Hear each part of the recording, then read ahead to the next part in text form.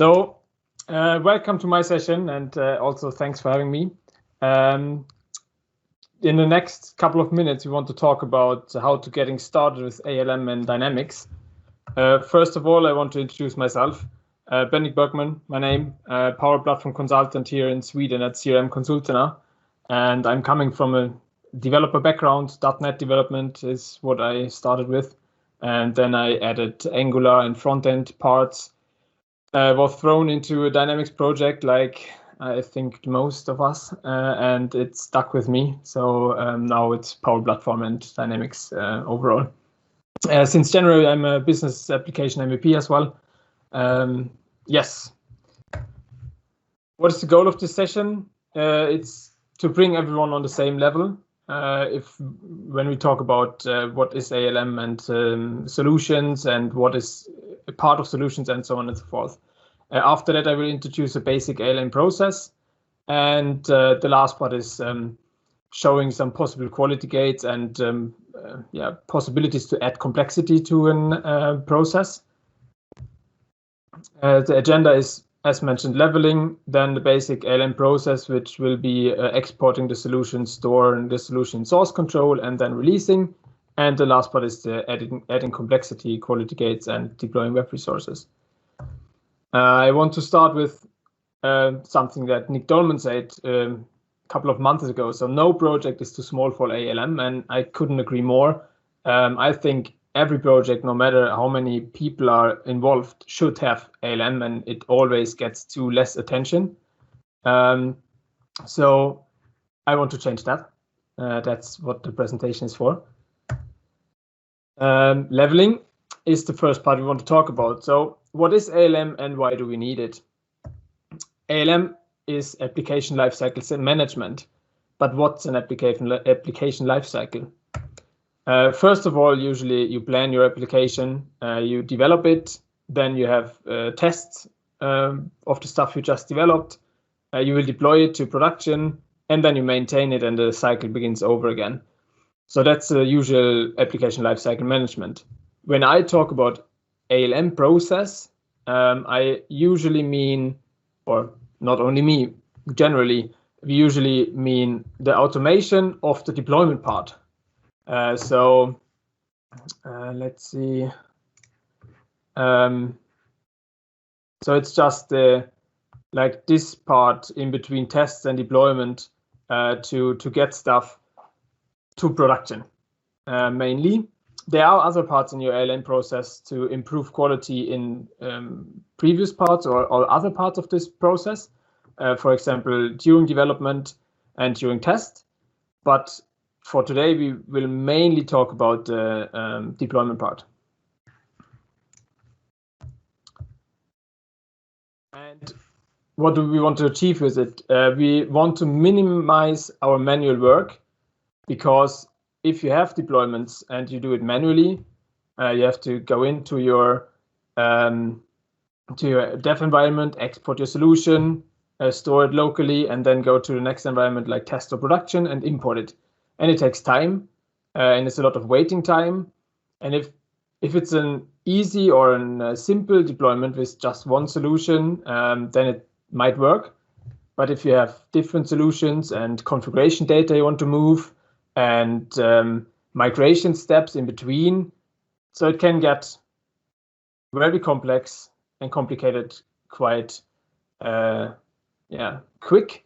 And then as always, humans make errors, so this can mean that it's you have errors in your deployment when you do it manually. So that's why we want to automate it, that we always have the same process and don't have to think about the different steps, because they are pre-configured and they will just be executed, which will in the long term increase quality because you do always the same and it's always in the right order and so on and so forth. So what are solutions then? Because those are the things you deploy from one environment to another. Those are containers, basically. So if you have two solutions, A and B, and you have the contact entity and the contact entity or table now, is a part of the solution of both of the solutions, and you add a field to this contact, you have to add it to both of them, otherwise they will not be included. And more precise, if you have a field and, for example, change it to required or optional or recommended, as an example, it will be changed in both solutions if they include the field. Because they are just containers. You don't have to go in solution A and B to change it. If you change it in one of those, it will be changed in the other solution as well. Another tip is never use the include all components. So let's have an example. If you have, again, the contact entity or table, and you have your own managed solution in test, and then you have an ISV solution coming in, and ISV includes a view, you might end up with this view in your solution as well. If you then want to delete the view, or the ISV will delete the view in the next release, you could get errors importing the new solution because you have cross dependencies.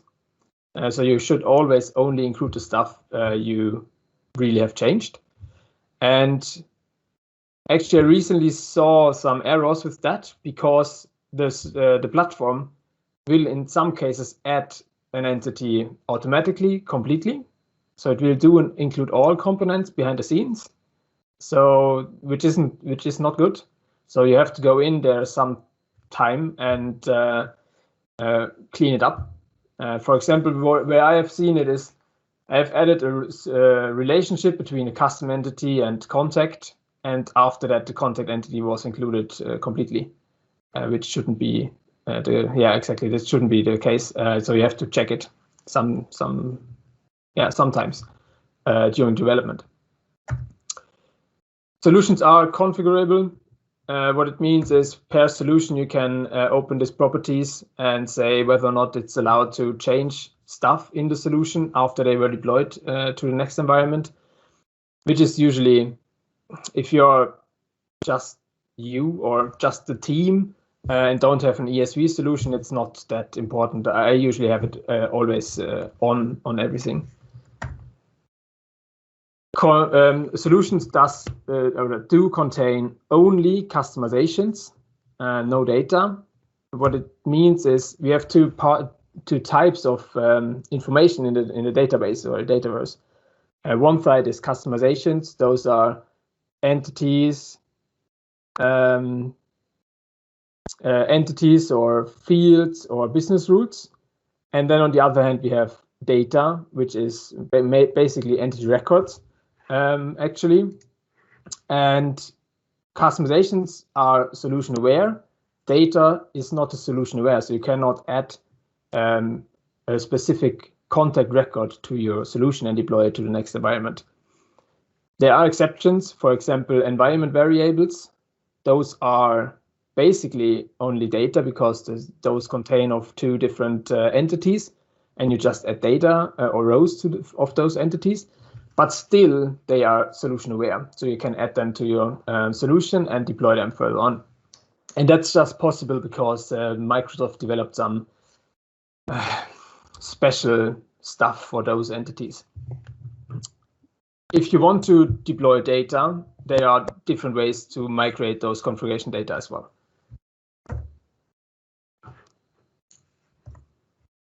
And then solutions should be purpose or supplier separated. So you should not have a very, very big solution with everything in it. This could lead to, on the one hand, to very long deployments, because if the solution is getting bigger, then you also need, it needs more time to export and import.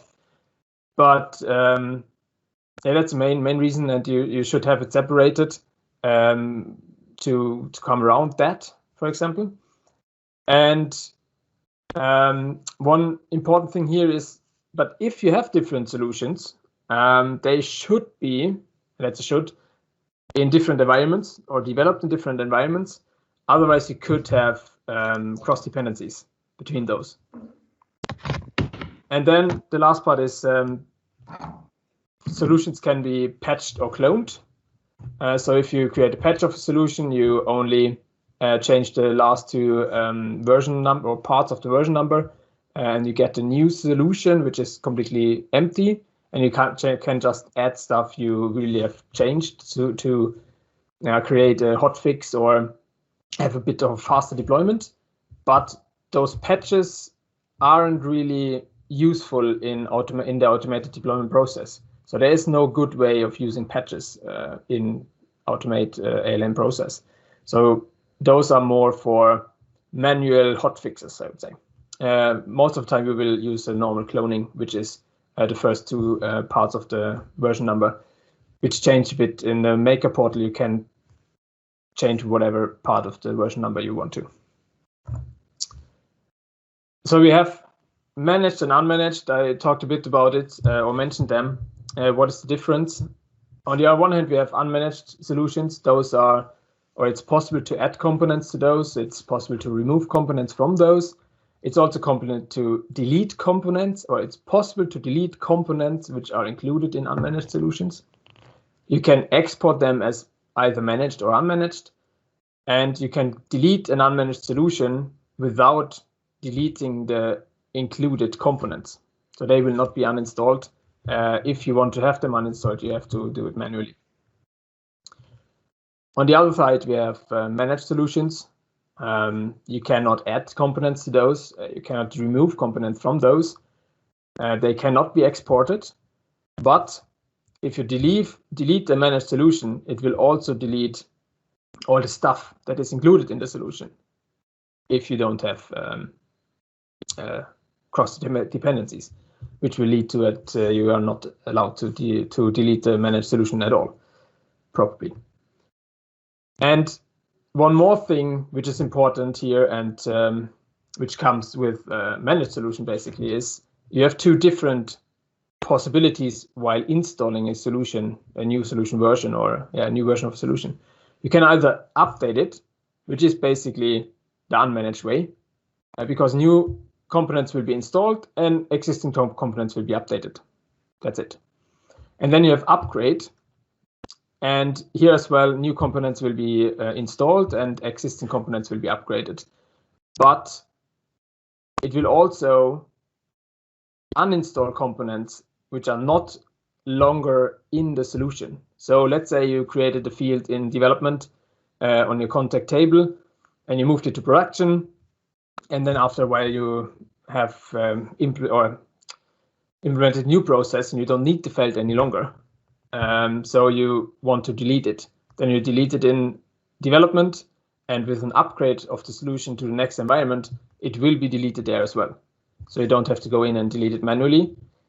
And since you then have like a holding solution, so to say, you have two versions of the same solution installed at the same time until you apply your upgrade. You have time to do migration in between. If you have, for example, change the name of the field just and want to migrate the data you have there into the new field. And this one is only possible for managed solutions, and only if the new version you try to deploy to your environment is higher than the version that is already present.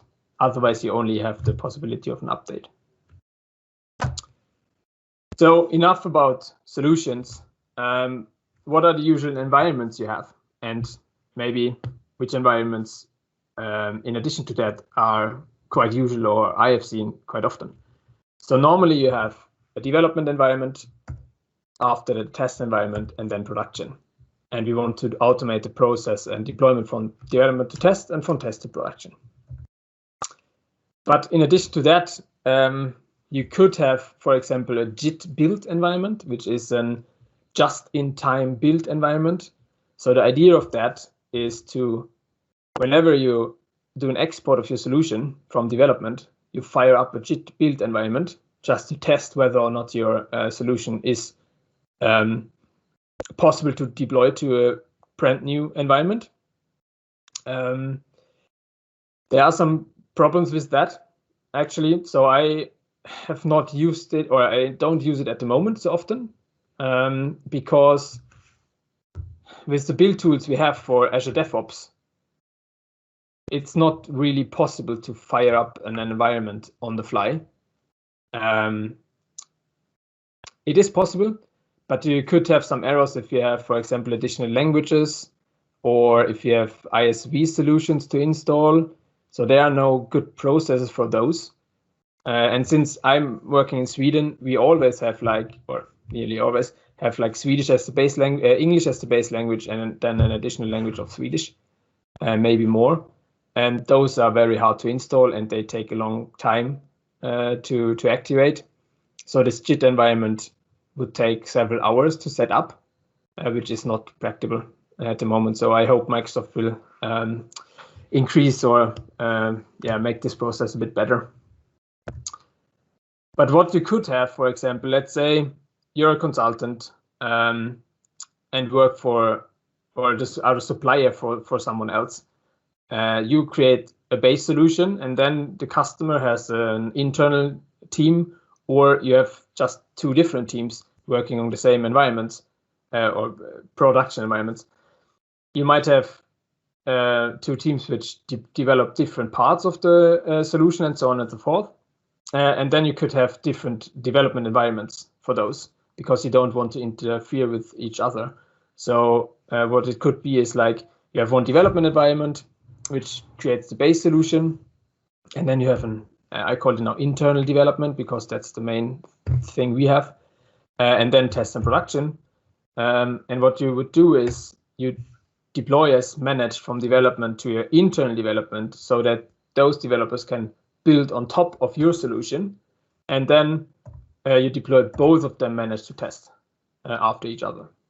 So basically, you could say that the development environment is more like an ISV for the internal development or the second development. This could be, and environments I often see, we often have, is an evaluation environment. And we use that for the waves that Microsoft releases 2 times a year. So we basically activate the early access in a separate environment, which is a clone of development. And the reason for that is if you install the early access to one of your environments, it could be the case that you're not any longer, or it's not any longer possible to deploy to the next environment if this environment has not the early access as well. And that's mainly, or I have seen it mainly in the marketing app, because there they are moving around stuff very, very often, and adding entities or deleting entities or fields or forms or whatever. And this will create a dependency on the exact version which is installed. And if you activate the early access, your version of, for example, development could be higher than test or production. And then you could have dependencies which are in your solution, but not yet here. So you are not able to deploy further on down your pipeline. So that's why we create usually an evaluation environment, so we can test it besides our standard process. Another one I often see is a hotfix environment. So let's assume we have development which is unmanaged, and all the other following environments are managed. If we now develop, or we release to production every month, once a month, for example, or once a quarter, and we have released 3 weeks ago, and we have developed in those 3 weeks here and tested some stuff here. So the versions of those environments are higher than production. And then we have a bug to fix. We can't do that in dev because we have new stuff there which should not be released yet. So that's why we usually have a separate hotfix environment, which always has the same version as production, but unmanaged. So if you have something to fix in production, we just do it in the hotfix environment and then deploy it over there, from there to production and to development sometimes. Depends on the fix. And then you could, for example, have a PT environment, which is a performance test, which executes, or you could execute a lot of requests against this one just to see how the performance will be of your new solution. Those are basically the environments I usually or often, most often see. Now we talked a bit about tests. So which tests could you have, and which of those you could automate in your ALM process to increase the quality? So you could have unit tests for, let's say, TypeScript plugins, workflow steps, whatever you have custom development for. I think that's the minimum amount of tests, or minimum tests that I would require are unit tests on a function level. You could have UI tests, for example, Easy Repro, which will really open up your environment, click around there, a bit like we have seen in the previous presentation, and sees whether or not all your standard stuff is working. So you can really automate the whole process in your system, and run those tests every night, for example, and see whether or not a new introduced version has broken something. The next one is integration tests. So if you have, for example, batch jobs or a lot of jobs that integrate with solutions around Dynamics, like APIs and so on, you could write tests to test this integration as well. You could have regression tests to really just, those tests you could run every time you deploy and test all your standard functions again to see whether or not those are still working. You can have log tests. So how fast is my system doing the same thing just a few times, and seeing whether or not it takes 10 seconds, 5 seconds, 2 seconds, whatever. And then you have performance tests, which are basically testing how good is the performance of my solution when like 1,000 people come into the system, or 2,000 people at the same time, and testing this part. And then you have smoke tests, which are a bit like the same as regression tests, so just testing some key functionalities and seeing whether or not those are still valid and work. With the whole automation process, there are obviously limitations. So there could be problems if you deploy flows, Power Automate flows though, which have other connectors. And with other connectors, I mean not the CDS connector. So if you have SharePoint or third party, it might be that you have to go into those flows whenever you have deployed them and reconnect them. It should be better with the how are they called now? Connection references, but I have seen some errors with those as well still. So I hope they will be a bit better soon. Embedded Canvas apps can be a problem. So if you have an embedded Canvas app in your model-driven app, it might be that you have to reconnect those. And environments variables, I have seen some errors there as well. The user interface of those aren't or isn't very straightforward, I would say. So those can be problems. Just today, they fixed the problem we had earlier, or they released a fix. It's at least released in the US region. I don't think it's in the Europe region yet, or UK region. But it was that if you have a Canvas app that triggers a flow, you also had to go into your Canvas app whenever you've deployed it and reconnect the flow. This should be fixed now in US and very soon everywhere else as well.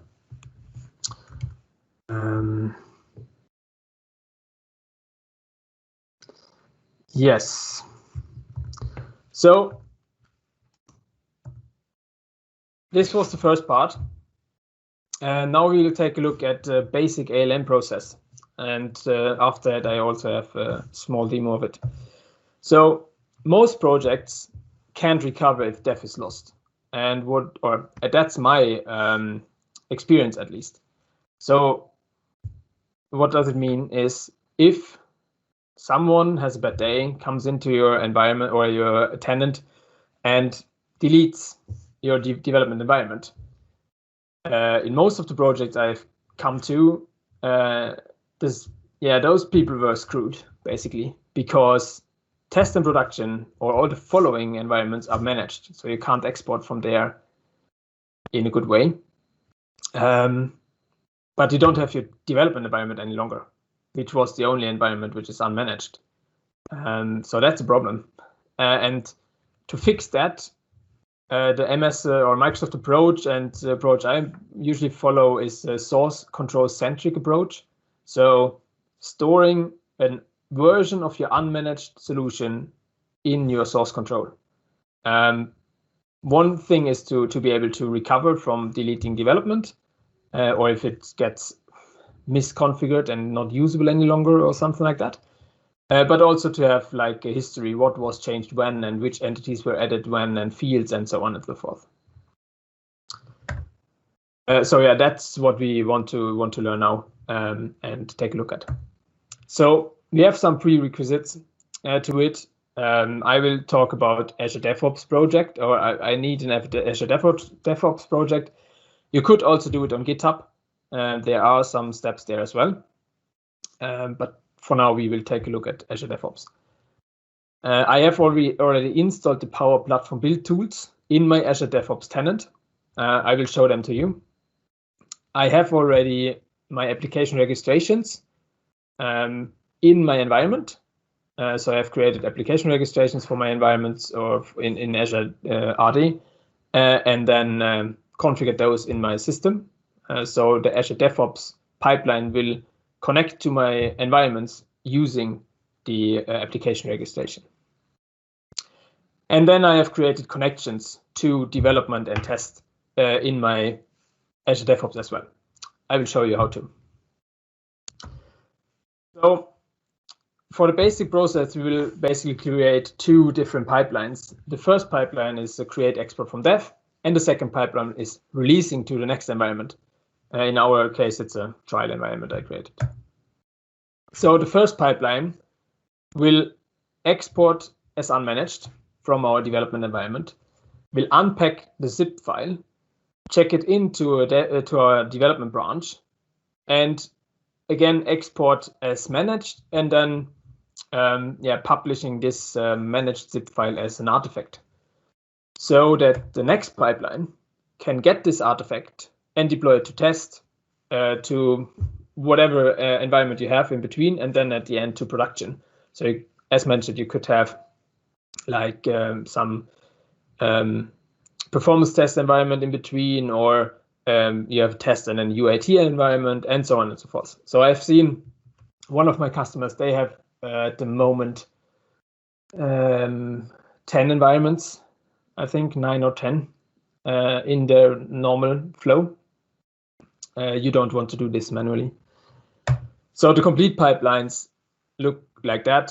Exporting unmanaged, unpacking the zip file, checking this one into dev branch, exporting as managed. The next will get this artifact and deploy it to the next environment in our pipeline. So let's go into a demo then. I will just switch the screens. So here we are, and here you can see the Power Platform build tools, which we do need for the stuff we will take a look at now. So if you don't have it yet, you can just click on Get It Free, and it will prompt you with the install screen. You have to be some kind of admin for your DevOps environment, otherwise you can't install it. So that's one of the prerequisites we had. The other one we had is inside of your Azure DevOps project, you need connections, service connections, and I have one for my development environment as an application user. I have one for my trial, which is my test environment, so where we want to deploy to, as an application user, and then I have for solution checker to run this. Build tools, yeah, they described a bit the tasks in the build tools. So that's my Azure DevOps project, or the repository to it. It's not the nicest repository, but some standard repositories. So we have configuration export schema. So if you have some configuration data, you could store your exporting stuff for the, I have to remember, configuration data migration utility for Microsoft, for example, which can export stuff from one environment. And here we are talking about data and import it to the next environment if you want to sync your configuration data, for example. Then we have Easy Repro, which I use for front-end UI tests. We have some plugins, some helper shared, some tools, and web resources in here. So here we want to store our solution as well. So after we have run our pipeline, there was a question: checking in code within the pipeline isn't recommended, is it? So what we will do is we check in the stuff we have in our zip file in the unmanaged solution, and that's what Microsoft recommends, at least. So I will run the pipeline and then explain it, because it takes some time to finish, so we don't waste any time on that. Yeah, so let's see how my environment looks like. I'll just open it here. So here I'm in my development environment, and I have an ALM demo solution, and it just contains a table, ALM demo, and ALM demo app, which is a Canvas app, just to demonstrate stuff. And this one we want to deploy to my trial environment.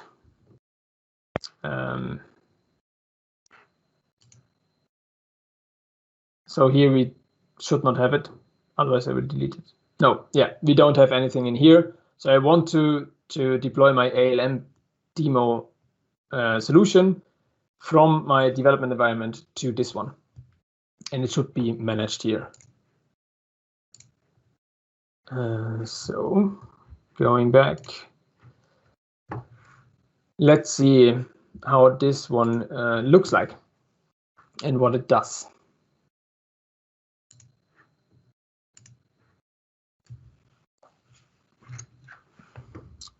So this pipeline, first of all, we will install the Power Platform tool installer.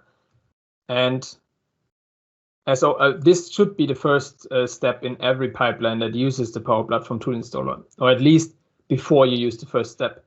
And the reason for that is the agents we get from DevOps, it's an agent pool, so to say. So you're never sure which agent you get. So you can never be sure that the Power Platform tooling is installed on them, because it could be that it was used for just .NET Core plain applications before, and so you have to install or make sure that this Power Platform tooling is installed. Otherwise, the following steps could crash. So that's what we are doing here. Then we will do publish customizations to be sure that everything is published. Here I have chosen out of this list, I have chosen my dev environment. You could also have like username and password if you don't have service principals, but I use usually app registrations. So in our dev environment, then I export a solution also from the dev environment. The solution name, we will talk about this in a minute.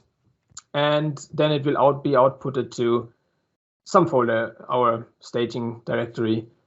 And be sure to see this one. It's export as managed solution is unchecked, because we would like to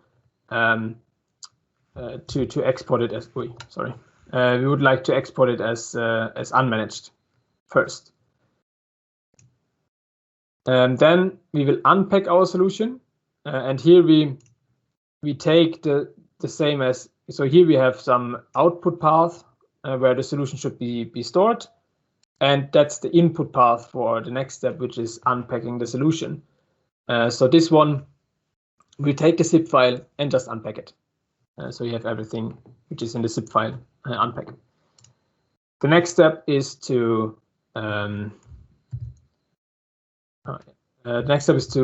check it into to the Git or to our repository. So basically, the previous step will change stuff in our repository, and this step will just commit everything we have changed and push it to our master branch. The next step will be to export the same solution, but this time as managed. As you can see here, this one is checked. And the last step is to then take this managed solution we just exported and publish it as an artifact so that our following pipeline, which will deploy to the next environment, can grab it and deploy it further on. So this syntax here, you can see here, it indicates that we are using a variable, a pipeline variable, because you have like the $sign there, and then you have like a name, solution name. And if you go to variables over here, I have one which is called solution name, and it has a standard value of ALM demo, but it could be set on queue time. So when I queue this pipeline, I could just say, oh, this time I don't want to export the ALM demo, I want to export something else. But if I don't do anything, it will export my solution, which is called ALM demo. And then use this name in all of those steps. So let's see how so this was the pipeline we triggered earlier. Let me just trigger the next pipeline really quick so that we don't lose any time on that.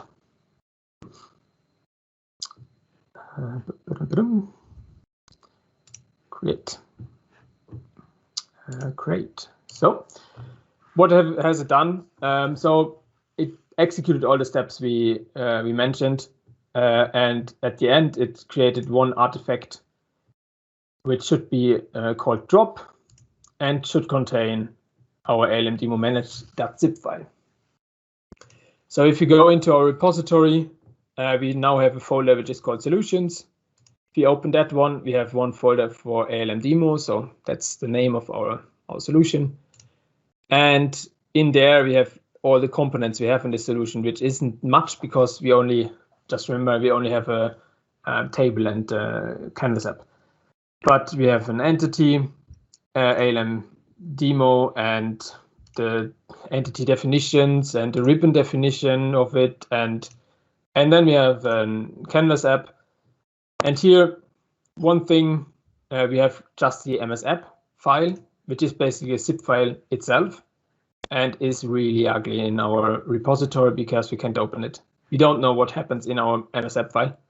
We don't know which screens were added or which buttons or whatever. So that's one thing if you have time, we might improve here. So that's now in here, and we know when it was changed and what was changed, and have all the good stuff of a repository against our solution here. So let's take a look at the second pipeline then. Here we go to release, because this one is releasing something to a next environment. We will edit this one.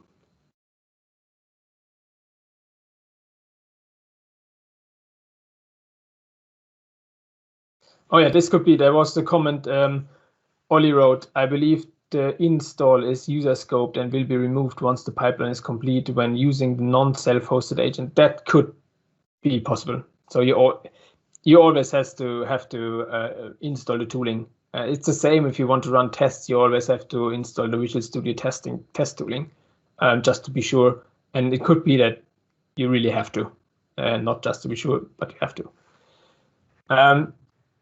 So that's our release pipeline. We have an artifact, which is our first pipeline we just looked at. We always take the latest version, and the name within our pipeline to use it later is just _create export from dev. And then we have just one stage at the moment, which is to trial. We could add more stages, for example, make it empty, and then we name it, for example, prod, and say we want to run this one after the trial and trigger directly, or have like a pre-deployment approval that someone else has to go in and approve deployment to production. For example, if you say you have a team that is handling all the production environments and is responsible for them running, they might want to have the last saying in whether or not you are allowed to deploy. So it's very common, I would say, that a different team is the approver for your production deployment. So you run everything until you come before the production deployment, and then you need someone else as a second opinion or something else to really say, okay, it's okay to deploy. And then they approve it, and it will trigger the deployment. Yes, so we will delete this one for now because we don't need it. And then our actual deployment pipeline is very easy and very simple. So again, we have the installing of our tooling as the first step. Then we do an import of our solution. And here again, we have the solution as a parameter or variable to our pipeline. And then we take it, for example, so basically we take the artifact we get from our first pipeline, which was this one. And in there, if you remember, we had a job folder. And in this job folder, we had our zip file we want to use. So that's basically the input to our import solution. And then we do a publish customizations, which is not necessary because we do deploy managed, but I always want to be sure, and I just do it. Yeah, it doesn't take or cost me much time, and so I just publish to be sure. But since it's managed, it shouldn't be necessary. Some things to mention here. Again, we have the service connection, which is our target environment. In our case now, it's the trial environment. And then you have some advanced configurations over here. You have this holding solution here, which, yeah, it's the one we talked about. If you have an upgrade, want to have an upgrade, then you have to do it as an holding solution. And this will create a separate solution, which you then later on can apply as an upgrade, which will delete stuff that is now not in the solution any longer. You usually want to override unmanaged customizations, and you want to activate your process workflows and so on after import.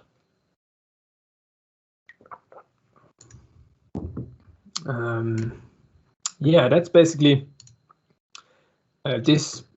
Yeah, that's all for this pipeline. Let's see. Oh, some error. Not good. Oh, yeah, sure. I've done a mistake. I've activated this one.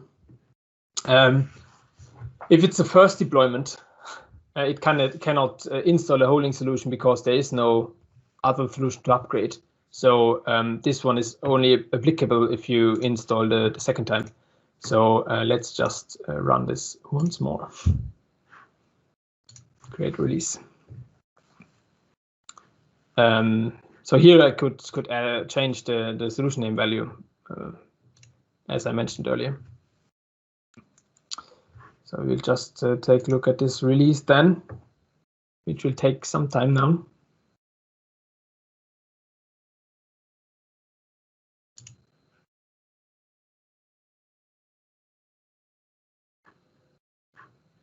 Now it's queued for agent. Okay, so we'll let this one run, and we'll go back to the presentations, and I will come back to this one later if we come to the second demo. So that was the demo for the basic ALM process. So what is it you could add as complexity to it? So this process we looked at, as mentioned, it's a basic process, and it's maybe enough for very, very easy easy implementation, but usually you want to have more complexity, more checks to increase your quality, and so on and so forth. So possibilities for complexity in your pipelines, and the list isn't complete. It's just some examples. You could add quality gates. You could unpack your Canvas app so that you don't have only the MS app file, which isn't readable, but you have the stuff inside of this Canvas app.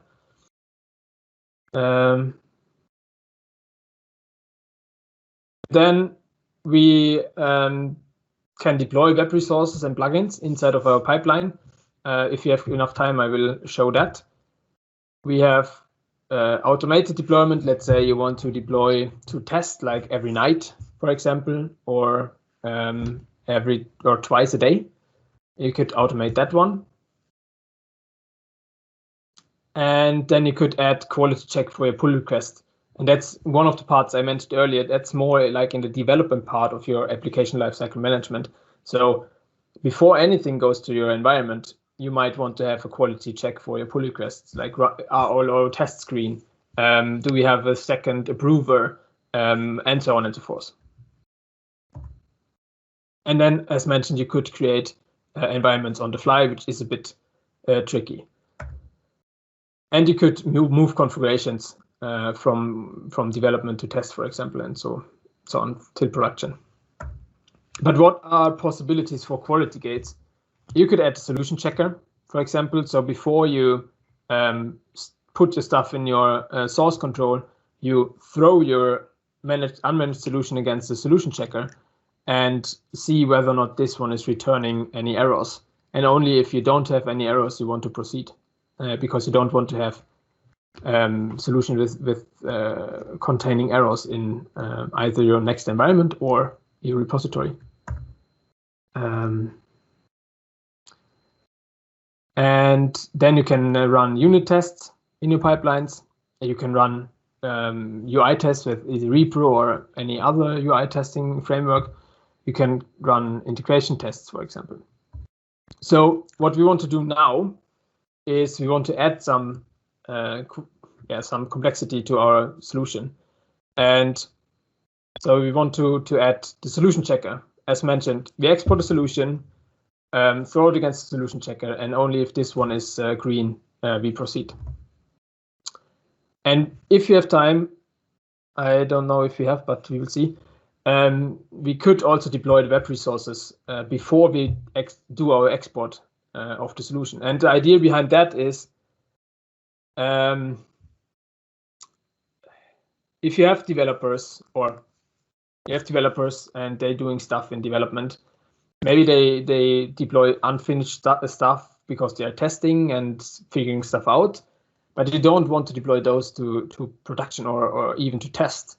So the idea is, whenever you do an export from development, before that, you want to deploy the version you have in your master branch to development, so that it's only the stuff that is tested and working in development before you do your export. And that could be done in your solution, that you say, give me all the web resources or plugins, deploy them to development, and then I create my export from there. So yeah, let's see. How much time do I have left? 10 minutes, something more?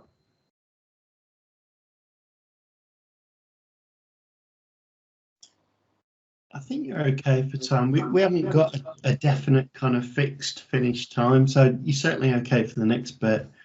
And then there's quite a few questions building up that we might want to spare some time to look at. Yeah, we might skip the deployment of web resources. I wrote a blog post about that, so if you're interested, just let me know or take a look at my my blog then. But we will do the solution checker and then the questions, I think. So we are back in Azure DevOps, the pipeline is ready. It runs or has run smoothly. So if we go to my trial environment, we should see an ALM demo there. Let's see. Yes, here it is, and it contains the table and the Canvas app, and it's managed. So that's fine, as we want it to have. So let's see pipelines.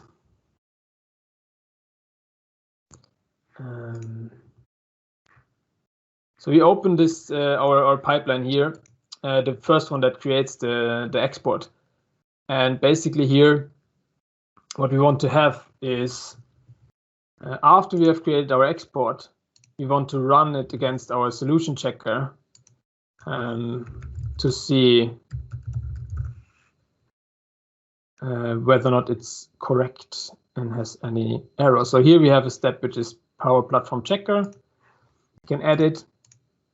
We take the output of the export and do this as the input of our solution checker. And we have to choose a connection, service connection. I create a solution checker here already. And I have to specify the rule set, which is solution checker.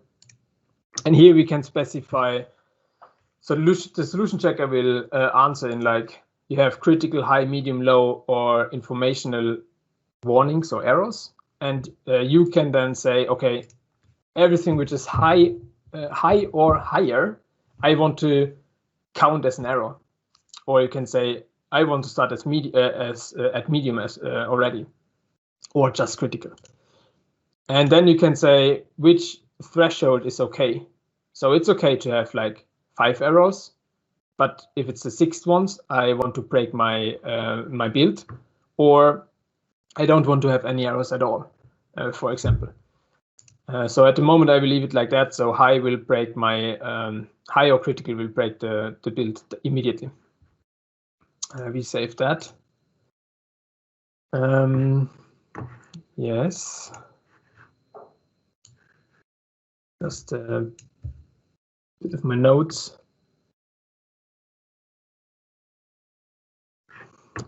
Save. So the one I mentioned here is with the web resources. We could now build our stuff and deploy our web resources before we do our export. I can add it really quick, and then we see whether or not it runs in time. So we install NuGet tooling. It's the same here before that. And restore NuGet. And then we have some Visual Studio because we have to build our solution, everything. In this case, we only want to build web resources. And then we want to have a batch script running, because I use Sparkle from Scoturo to deploy my stuff basically normally inside of my pipeline. So I've created something there. And then I have my arguments.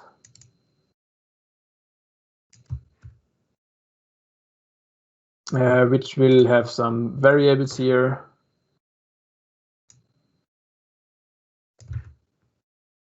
One is connection. It's the connection string basically. And the other one is the password to my client's secret, or the client secret to this one. It's a password, and oh yeah, where is it? There it is.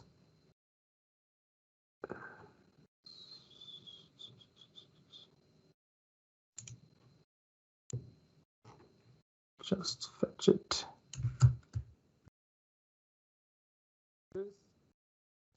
Save, thank you. So this one will now deploy our web resources first, then export, and then throw it against the solution checker and see whether or not everything is okay. I hope this one will be ready until we are ready with all the questions. So we will see I will just quickly go back to the slides. Yeah, I just have this one is resources. It's either my blog. I blog about mainly about ALM, or the Microsoft ALM accelerators, which are partly released already. Those are part of the COE starter kit, and bring you up and running with the basic pipelines you need, basically. So those are worth looking at. I can provide the links to it, mainly the Scottish Summit session about it.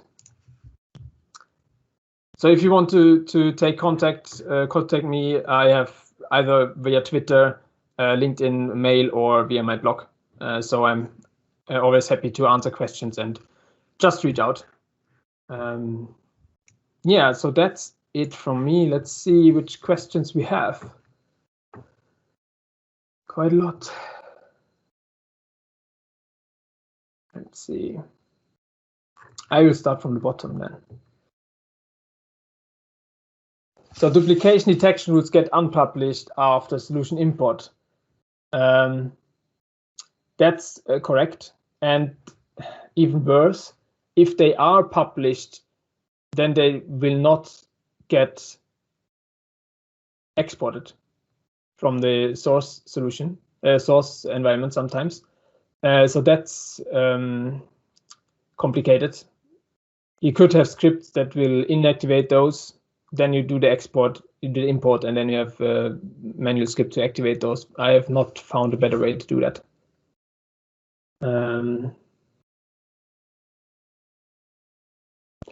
How would you handle scenarios where the solution was successfully installed in all environments but production, for example? Yeah, that's a thing you have to take a look at from pair stuff when it happens, because it depends on what the error is, but it will be manually.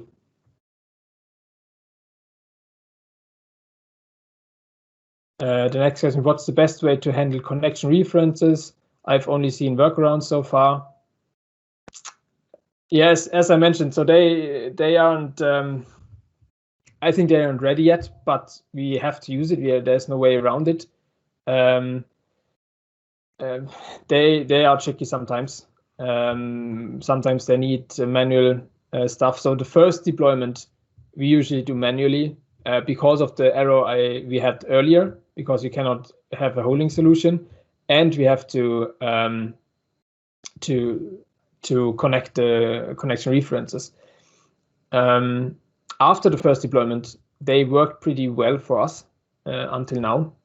Or yeah, I haven't had so much errors with them. So yeah, the first one is manually. Yeah, they aren't ready yet. Anyone using feature toggles and deploying hourly, daily, or weekly? No, I don't, but it would be interesting to hear about it, Ollie. A solution which have Canvas app Power Automate entities which have also customization fields and web resources. I want to upload as portable solution to App Store. How to add entities to solution that isn't override by client but must keep customizations? Must I take change by entity XML file? I don't get the question 100% actually, but so you mean you are basically an ESV that want to provide a solution in the app source, and therefore you cannot have the override customizations because the customer could change stuff on top of your solution, but still you want to override those. I don't think there's a good automated way for it, to be honest.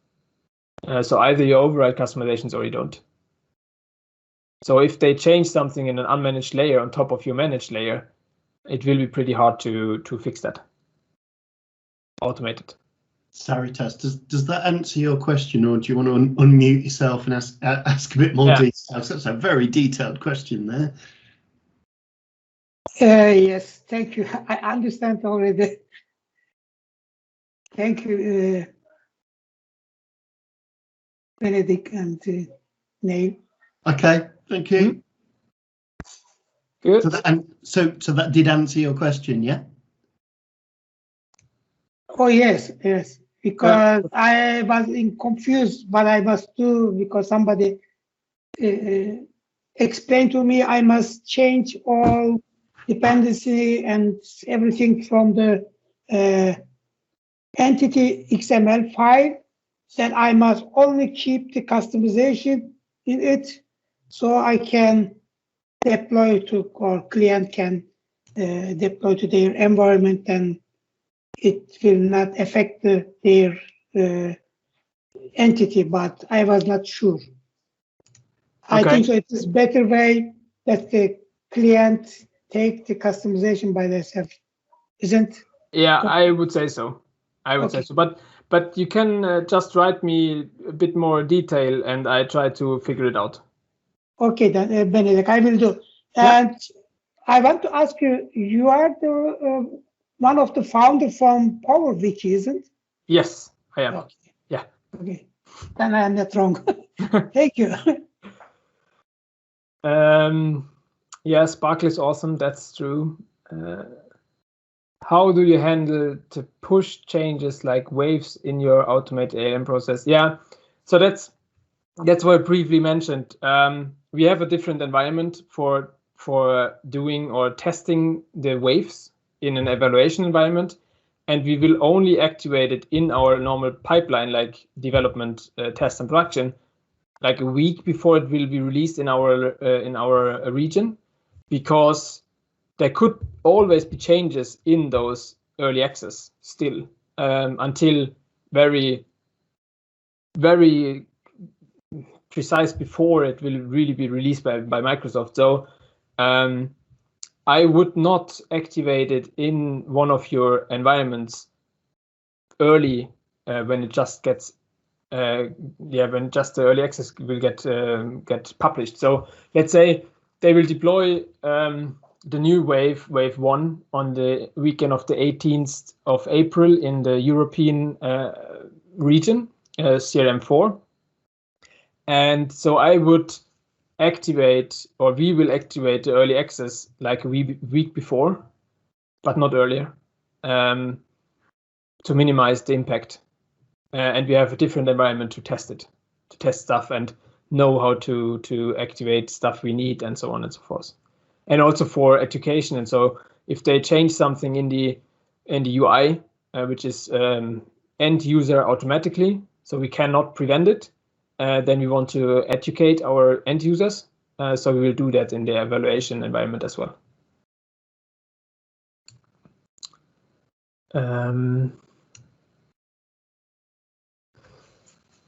So here, another question: we are looking to start out with ALM for Azure, most functions and API management, Dynamics and Power Platform. What would be recommended? Azure DevOps or GitHub? MS are adding support for Git, and the Power Apps canvas at least a fake, or according to a Scott Duro preview. Yeah, so that's they released one a new tool, PASOPA, Power Apps Solution Packager, which is able to unpack MS app files, but it's not included in the normal unpack step of the Power Platform build tools we have used in this pipeline. It will be, but since it's just in the beta version and not generally available, they have not included it yet. So that's one part to have a better understanding and better handling of Canvas apps. But you can use it already in your pipeline today, and it works quite good. I have a blog post about that one in draft, so it will be released end of the week, I would say, how to do it in your pipeline. And the other parts, Azure and so on. I usually use Azure DevOps. I don't use GitHub so often for professional purposes. So I would recommend Azure DevOps. It's working good. you can deploy to Azure as well.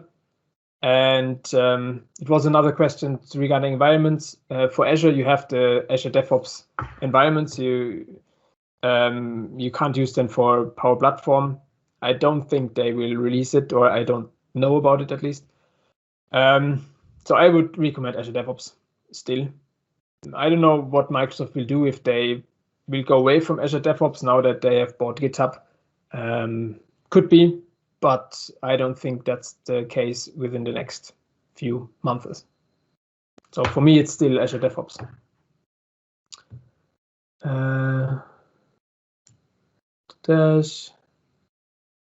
Yeah, those. Do we know if MS will be adding support in DevOps environments for the Power Platform? I don't know about that. I haven't heard about it. I have a conflict tab in UAT and prod environments. This is caused by an email field in account table and a section in the form on my top solution. This is caused by some conflict in the layers. Do you have time to explain a bit about layers? I don't think we have time for that, so basically, if you install managed solutions, you create a new layer per managed solution, and the last installed solution will be at the top layer and override the layers beneath. And then on top of that, you have an unmanaged layer, which will be always on top of all managed layers. So it might be that you have some unmanaged stuff in production, which you want to get rid of, because that happens, that someone is changing stuff directly in production. But you can go into your solution and say, delete the solution layer, and then you can delete an unmanaged layer, and the stuff you have deployed will be visible, so to say. But feel free to write more details to me, to my email or on Twitter, and I'm happy to help and hop on a session. We can take a look at it. Yes, I think that's it. I have not tried Git Actions.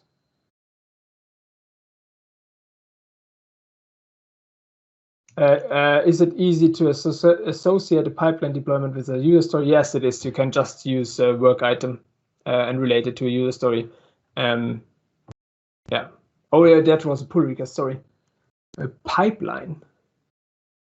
Yeah. So if you have, I have to think about that actually. I will come back to you. I have to write it down. Yes. So, have you had enough questions yet? That's a mark of a good presentation is always how many questions you get at the end. So you tick that box. Well done.